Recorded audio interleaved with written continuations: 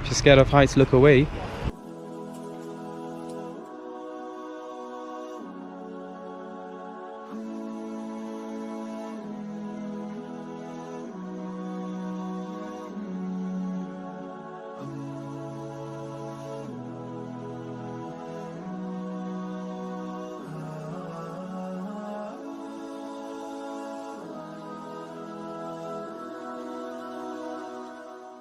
Turkey now has almost 20 World Heritage Sites, which includes landmarks such as the ancient city of Ephesus, the magnificent Selimiye Mosque, and the bizarre Mount Nemrut. But hidden away from all that in the unofficial capital of Turkey's predominantly Kurdish southeast region stands one of the most fascinating additions to the list of World Heritage Sites. Whilst the city of Diyarbakir is often at the centre of controversy, it often goes missed that its history is a glorious one, which dates back 5,000 years, with the dark and dim Hurrians. With Diyarbakir being located within Upper Mesopotamia, agriculture was at the heart of the city. With its beautiful walls located perched above the river Tigris, the city overlooks the 8,000-year-old Hefsel Gardens, which consists of 7 hectares of land. But coming back to the walls, the city became rather popular due to the fame of its black basalt Roman walls, which covers a distance of 4 miles around its maze-like old town. Due to it being one of the largest and longest and most impressive monuments from ancient times, Diyarbakir's city walls are considered by many to be the world's longest city walls after the Great Wall of China.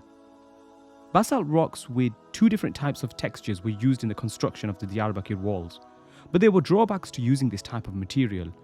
Basalt may have its advantages, such as being a long-lasting construction material, but it starts to deteriorate when it faces environmental and structural stresses.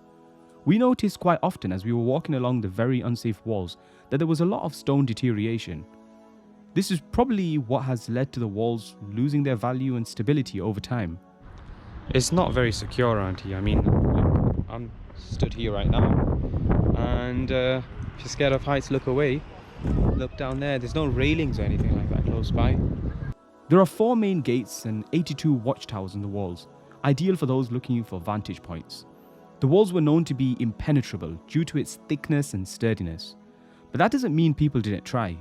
Many empires over time have come and gone, and have all had their fair share of tries at knocking down parts of the wall without any success. But I'll tell you one thing about this wall, it's very, very difficult to get past. And that's why it's been standing here for thousands of years. Because everyone that tried penetrating it would either fail or they'd find some kind of loophole. It wasn't as easy to invade this place. It wasn't as easy to sort of break it down and get through. But it still has been damaged in so many ways, but never have previous kind of empires managed to penetrate the walls in a way that is noticeable. Today, it no longer really serves the purposes of fortification. Today, it's become a popular tourist spot and a chill-out zone for locals and foreigners. Many people come to this city not only to admire the historic walls, but also to daringly walk on top of it. That's the part I enjoyed too, but I couldn't help but notice its very deteriorating state.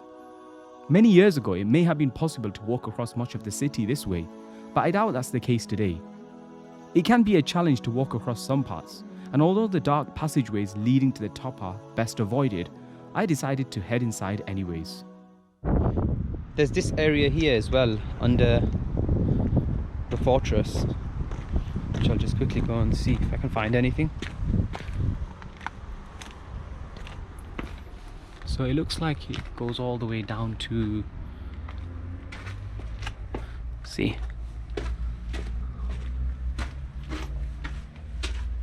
and then you've got these little arches here which you can see through. They may have used these vantage points.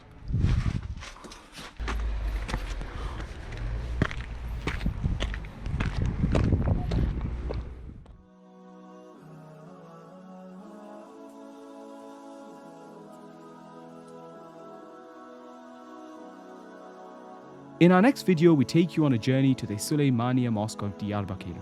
We'll not only take you on a tour of the mosque, but we'll also show you the place where it's believed over 20 companions of the Prophet Muhammad, peace be upon him, are buried.